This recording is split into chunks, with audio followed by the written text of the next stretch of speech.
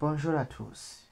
Revenons à notre CSS, où nous allons découvrir alors quels sont les différents types ou bien quels sont les sélecteurs qu'on peut utiliser en CSS.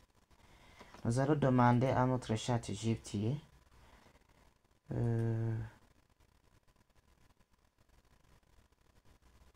quels sont les types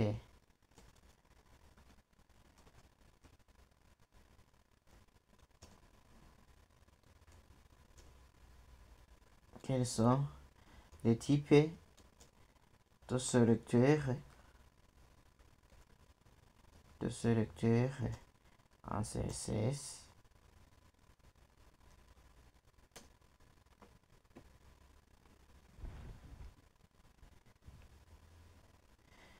On donne aussi toujours un sélecteur permet de cibler un ou plusieurs éléments HTML pour appliquer des styles. Il existe plusieurs types de sélecteurs allant de plus simple au plus avancé.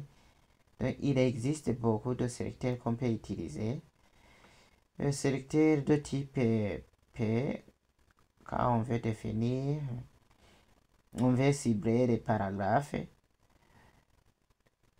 De classe, quand on veut utiliser un sélecteur de classe, vous cliquez par exemple vous tapez un point suivi d'un nom de sélecteur que vous allez cibler par après. Et nous avons le sélecteur d'ID. Quand vous avez utilisé l'attribut ID, ici, classe aussi, c'est un attribut. Oui. Il faut mettre le hashtag, l'élément ID,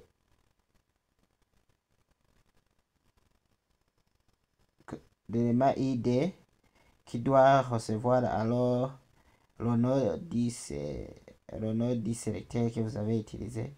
Et nous avons aussi ce qu'on appelle universel, le sélecteur universel, qui est symbolisé par une étoile. Oui, une étoile, qui signifie tous les éléments HTML. Donc, au lieu d'utiliser body, on pourra utiliser étoile. Et il y a aussi des sélecteurs combinés, descendants, div. Donc, tous les paragraphes qui se trouvent à l'intérieur de div, alpha direct, et lit qui sont en phase directe, les listes qui sont en phase directe de URL, H1 plus P, le premier P juste après un H1, H1 tilde P, tous les P qui suivent H1 au même niveau. Et nous en avons beaucoup. Je ne peux pas même les utiliser en même temps. Mais sachez qu'il existe beaucoup de sélecteurs. Et le rôle du sélecteur est de cibler un ou plusieurs éléments HTML. Supposons que notre fameuse page est celui-ci. Nous verrons que, par exemple, nous verrons que le titre soit... Non, tous les éléments. Je veux que tous les éléments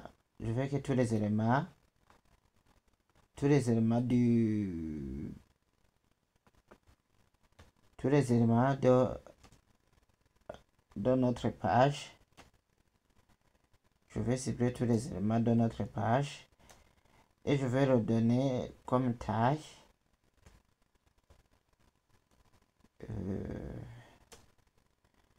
3 RM. Nous allons découvrir ça après. Et je vais enregistrer. Puisque je viens de modifier notre fichier style.css. J'attends ici, oui. Et si je regarde, voilà. Puisque j'ai utilisé la page où j'ai fait le Go Live, où je vous invite à télécharger ici dans Visual Studio Code. Vous allez chercher l'extension Live Server. Vous pouvez chercher les extensions ici. Tapez Live Server par exemple. Non, ce n'est pas ici. Tapez 9.